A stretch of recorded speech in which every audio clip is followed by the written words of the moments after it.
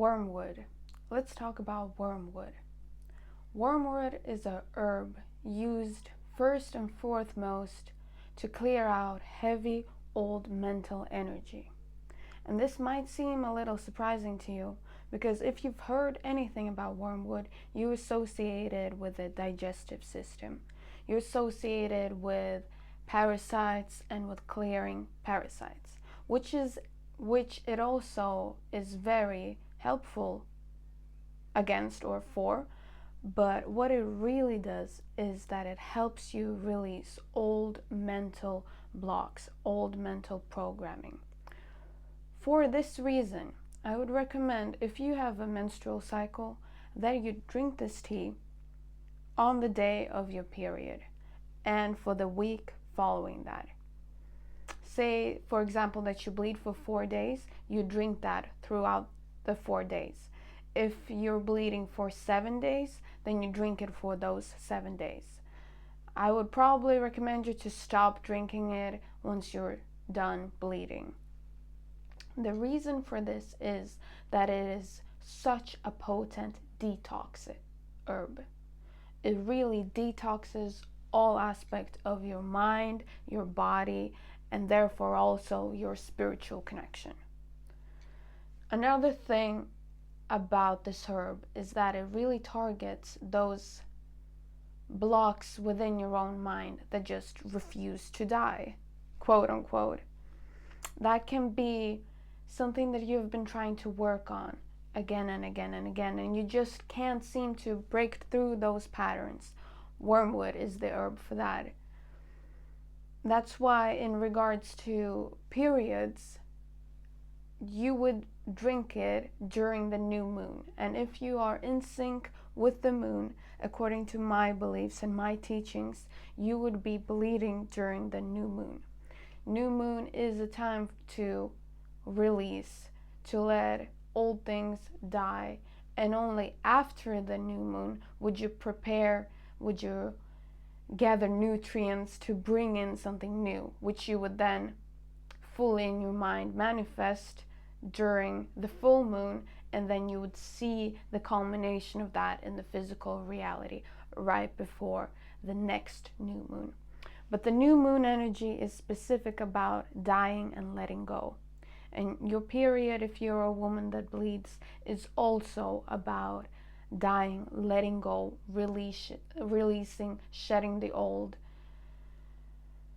fully surrendering to the cycles of life and death, and letting whatever needs to be removed to be removed. But in our lives, with our thoughts, with our minds, we sometimes create blocks to doing that, to flowing with nature. So this herb is really valuable when you are feeling drained, stuck in an old cycle. You feel like external forces are draining you and internal forces, as if you are a victim to your own mental struggles. This herb does in fact kill parasites in your gut, and it does restore the acidity in your gut. So if you are struggling with indigestion, this herb does indeed help with that. When you steep it, which is the recommended method of taking this herb, if you're asking me, you wanted a tea, and you want the tea, I don't know if you'll be able to see it, you wanted a deep amber towards olive green type of color. You want it really potent. So you would take about 2 cups of boiling water and a teaspoon or a big pinch of the herb, and you let it steep for 20 minutes, and it becomes disgusting in flavor. Like if you've ever had absinthe vodka, this herb is what they use to flavor that. It is horrible, horrible, and your gut does this little thing. But it works, and it helps, and I highly recommend it. So it does repel parasites. and they can't feed off of you. In the spiritual realm, there is nothing that can feed off of you. It just does not exist. Everything is you. If you experience something as feeding off of you, you have created that with your thoughts, with the thoughts you've chosen to focus on. Nevertheless, you can still be experiencing symptoms of things feeding off of you. And in this 3D reality, you can be attracting things that mirror that state. So parasites, being parasitic relationships or physical actual parasites. Like candida can overgrow and start acting like a parasite. If you've ever had sheep or cows and lived on the countryside, or if you've had rabbits, you know that if they eat wormwood, their meat becomes disgusting, and the milk of said cows also becomes disgusting. You basically become disgusting to parasites. So when drinking this herb, it will provoke conflicts around you, inevitably. It will provoke those conflicts that you have been trying to suppress and avoid. Disagreements will come up, but also old third-party situations that you just can't seem to get past will reloop, reface.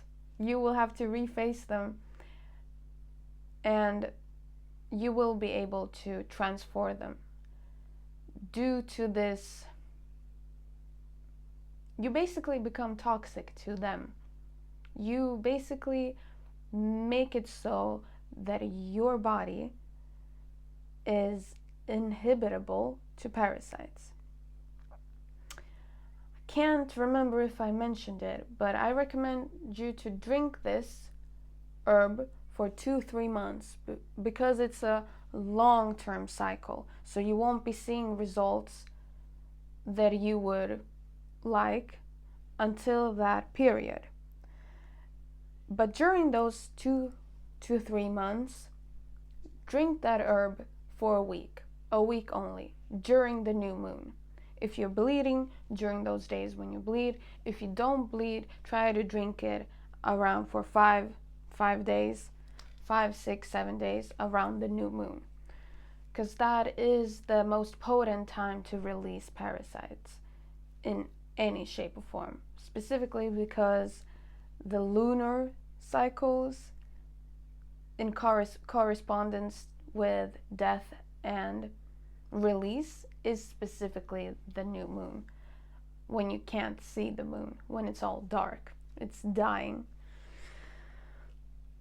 Another thing I want to say is that this herb will help you bring balance to situations where people have deliberately been hiding things from you. Now, let me note that everything in our reality is created through our mind. We have assumed something and then we bring in the mirror of that. So, in ways to explain this easy for you, yes, you did create it. Yes, on some level, consciously or subconsciously, you did create the whole situation of people hiding something from you, of you thinking you know something, but then you can't really pinpoint it. That's a whole different topic. We can dive into that another time. But this herb really does help you bring that to the surface. How it does that is specifically through detox. So it brings up everything that is in resistance and in the place of that detox. You would know that if you have a garden, you don't only have to have animals to use wormwood in agriculture. You know that in the garden, wormwood repels pests and harmful insects that harm your crops and your flowers. So it's like nature's own shield. And if you have wormwood around the house, It is also said to repel mosquitoes, fleas, moths, so forth and so on. Obviously, this herb is great to use in banishing spells, potions, type of clearing work. It's great. It tastes awful, but it's great. If you're struggling with brain fog or glucose imbalances, or you've had way too much unhealthy food, drinking a cup of this and then you almost instantly you will feel relief. It's a great herb. This herb targets blockages regarding unfairness and old cycles. Like I said in the beginning, old cycles that refuse to die, and the unfairness we feel about just looping and looping and looping. Yes, everything stems from the mind, but sometimes it is very helpful to physically put yourself in the position where you are already a match to a solution. So if you're taking a herb whose or which specific purpose is to detox, it will inevitably lead to your own mind detoxing. That's why I said that it's a great herb for mental clarity. And after your own war with yourself and you just can't seem to find a solution, detox it with wormwood. It will raise your vibration to fit it in alignment with releasing. It doesn't specifically release anything for you, but it opens the door for you to do the work necessary to actually release it yourself. So it kind of kills off the old stagnant patterns. Not without your own effort, of course, but yeah. What might be interesting to know is that wormwood's counterpart, herb-wise, is the strawberry. Strawberry also helps with parasites and blockages and stagnant energy, but in the most sensitive, calm, soothing way possible. The berry and the leaves hold such a high vibration that it complements the wormwood, and at the same time it's a counterpart, but it's a beautiful partnership, a very unexpected partnership. Specifically, if you've ever tasted wormwood and a strawberry, you know that they have nothing in common. But yet, somehow, they do fit together beautifully.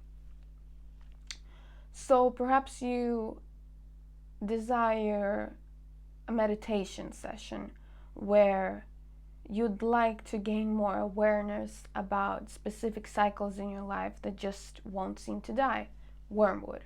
At the same time, you also, during the same meditation session, want to gain awareness about what type of thoughts to bring in that would be the most soft and the most soothing. You could potentially drink wormwood tea and eat a couple of strawberries, and the energies with your meditation would be the perfect ground to bring in exactly what you want to get out of that meditation. Or if you're working with wormwood and you're drinking it during the new moon, then you could be eating strawberries during the full moon or drinking strawberry leaf tea during the full moon. If you want that like a whole package deal during that whole month, if that is something that you're focusing on during or through your own healing process. In conclusion, I want to say that this herb guides you to what was purposely kept hidden from you. Sometimes you are the one purposely hiding stuff from yourself. So if you're deep in childhood patterns, awareness work, this will bring up conflicts and it will make so that you can't ignore the things you'd like to ignore any longer. That is all I want to say about wormwood for this time being. If you like this video, give it a thumbs up, leave a comment. If you'd like to work with me, I do sessions. I do pre-recorded sessions. It's like a reading, right? I do it for 40 to 45 minutes, and the cost is $250. Yes, it is pricey. Yes, it is a little bit pricey, but it is very effective, and I think you will benefit from it a lot. So if you're interested, if you like my energy, reach out. You can book it in the link below. I am technically available for this session to not be recorded, to make it like a live video call. But during video calls, what I've found is that we usually spend about 30 minutes just getting to the point. So we're wasting my time, wasting your time, and in the end, you don't remember what we talked about, you know? So when it's pre-recorded, I get to tune into the energies beforehand. You get to write about what it is that you want to address. Or if it's just general, then I get to really fully feel the energies. And once I start recording, it's very specific and to you. So when you're looking back, it's very, the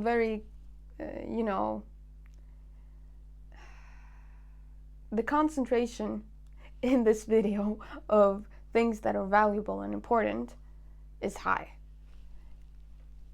which sometimes can be hard to achieve in a video call. So say if a video call, we would have to have like 90 minutes to achieve the same result that you can get out of a 40-minute video that you then have access to forever and ever until YouTube shuts down and, everything is lost to the internet or whatever. I don't know. Yeah, thank you so much for watching this, and I hope to see you in my next video. Bye bye.